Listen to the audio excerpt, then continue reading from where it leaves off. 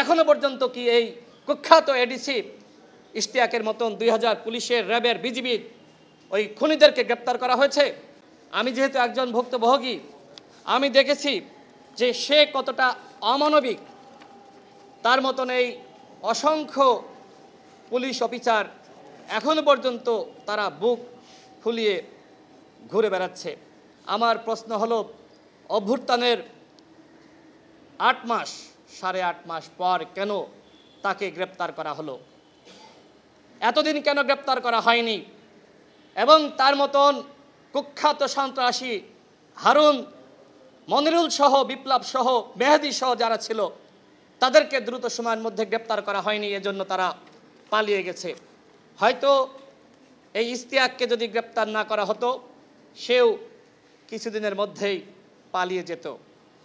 আমি আরেকটি কথা বলি, সেখানে অনেক পুলিশ ছিল, পুলিশের মধ্যে প্রায় 90% আমাকে সেই সময় সহযোগিতা করেছে। কোনো পুলিশ গোপনে আমাকে বিরিয়ানি খাওয়াইছে দুপুরবেলা। কিন্তু এই এডিসি ইশতিয়াক সে আমাকে দেখার সাথে সাথে, যেহেতু আমি ওই সময় বলেছিলাম এইটা কি কারোর বাপের রাষ্ট্র যে সে যা বলবে তাই হবে আর আমরা কি কিছুই না, এই কথা বলেছিলাম। আপনারা জানেন যে কোটা সংস্কার আন্দোলনের সময় কিভাবে শেখ হাসিনা আমাদের সাথে প্রতারণা করেছিল। সব মশার বিরুদ্ধে সুরক্ষা দিতে এলো বসুন্ধরা এক্সট্রিম অ্যারোসল, মশার বিরুদ্ধে এক্সট্রিম সুরক্ষা। আর এরপরেই আমার নামে ছাত্রলীগের সেই সন্ত্রাসী আল নাহিয়ান খান জয় মামলা দেয় এবং সেই মামলায় আমাকে গ্রেপ্তার করে। দুঃখজনক বিষয় হলো, আমি এই পুলিশ অফিসার কুখ্যাত সন্ত্রাসী, আমি তার অধীনে ছিলাম না। তিনি আমার এই মামলার সাথে কোনোভাবেই সংযুক্ত ছিলেন না। কিন্তু এই যে আমি শেখ হাসিনাকে নিয়ে নাকি আমি বলেছি এইটা কি তার বাপের রাষ্ট্র, এই কারণে এই কুলাঙ্গা ছাত্রলীগের এই এডিসি, আমি তার অধীনে না থাকা সত্ত্বেও সে আমাকে জোরপূর্বক তার রুমে নিয়ে যায় এবং আমার চেহারা দেখা মাত্র কোনো প্রশ্ন ছাড়াই সে চেয়ার থেকে উঠে এসে আমার অন্ডকোষে লাথি মারে। আমার এখনো পর্যন্ত মাঝে মধ্যে ঘুমের মধ্যে আমি চিৎকার করে উঠি। এরকম অসংখ্য মানুষ এই এডিসি ইশতিয়াকের দ্বারা আক্রান্ত হয়েছে, নিপীড়নের শিকার হয়েছে। আমি অন্তর্বর্তীকালীন সরকারকে বলবো, এই যে 24 জুলাই গণঅভ্যুত্থান 2000 শহীদ হয়েছে, প্রতিটা শহীদের বিপরীতে যদি একজনকে আপনি গ্রেপ্তার করেন পুলিশের, র্যাবের, বিজিবির, তারপরে সংখ্যাটা দাঁড়ায় 2000। এখনো পর্যন্ত কি এই কুখ্যাত এডিসি ইশতিয়াকের মতন 2000 পুলিশের, র্যাবের, বিজিবির ওই খুনিদেরকে গ্রেপ্তার করা হয়েছে? আন্তর্জাতিক অপরাধ ট্রাইব্যুনাল তারা স্বচ্ছভাবে কাজ করছে। আমরা ইতিপূর্বে শুনেছি তাদেরকেও বোমা মেরে হত্যা করার চেষ্টা করেছে।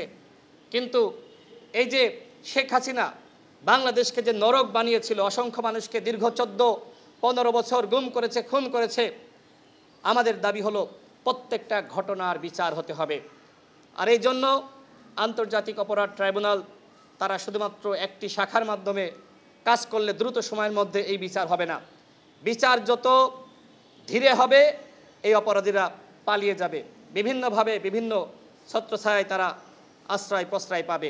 গতকাল আমি শুনেছিলাম সাংবাদিকদের কাছ থেকেই যে তার বাবা একজন বিচারক ছিল, খালেদা জিয়া, বেগম খালেদা জিয়ার, সাবেক প্রধানমন্ত্রী বেগম খালেদা জিয়ার একটি মামলার রায় সে দিয়েছিল তার বাবা, এবং সেই বাবার সন্তান, কুলাঙ্গার সন্তান হলো এডিসি ইশতিয়াক। আমি তার সর্বোচ্চ শাস্তি চাই। আমি শুনেছিলাম গতকাল সে নাকি জামিন পেয়ে যেতে পারে, তাকে বিভিন্নভাবে ছেড়ে দেওয়া হতে পারে। আমার কথা হলো তাকে ছাড়া যাবে না। আরও যারা ভুক্তভোগী রয়েছেন আপনারা আসুন, তার নামে মামলা করুন। এরকম অসংখ্য পুলিশের ক্যাডার, সন্ত্রাসী যারা রয়েছে তাদের প্রত্যেকের নামে মামলা করতে হবে। পুলিশ সংস্কার কমিশন গঠিত হয়েছে, কিন্তু এখনো পর্যন্ত পুলিশের সন্ত্রাসীদেরকে গ্রেপ্তার করা হচ্ছে না। এইভাবে যদি এই সন্ত্রাসীরা মাপ পেয়ে যায় তাহলে গণহত্যার বিচার হবে না। আমার সর্বশেষ কথা হলো, আওয়ামী লীগ যে গণহত্যা চালিয়েছে, এই আন্তর্জাতিক অপরাধ ট্রাইব্যুনাল তার একটি খসড়া বিধান তৈরি করা হয়েছিল।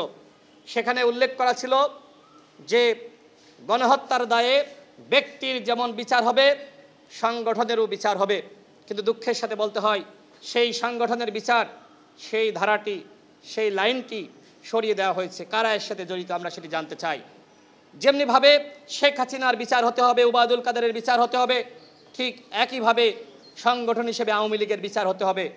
আর সেই আমাদের দাবি হলো অবশ্যই আওয়ামী লীগকে নিষিদ্ধ করতে হবে, অন্যথায় আরও এডিসি, ইশতিয়াক, হারুন, মেহেদি, কুলাঙ্গার এদের মতন অসংখ্য সন্ত্রাসী আরও জন্ম পাবে।